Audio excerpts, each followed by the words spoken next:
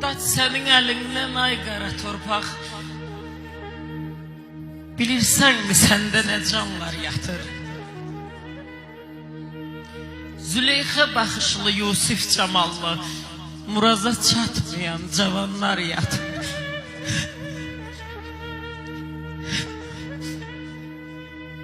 Bilməm şikayətin mən edim hara. Baxmırsan cavana nə ixtiyara. Özü öz dərdinə tapmayan çara.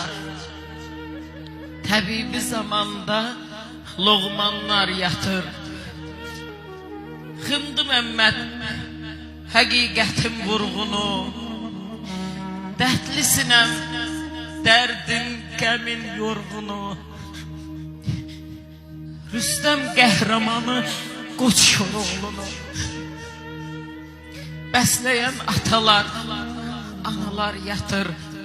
Daç sənin əlindən ay qara torpaq. Bilirsənmi səndə nə canlar yatır?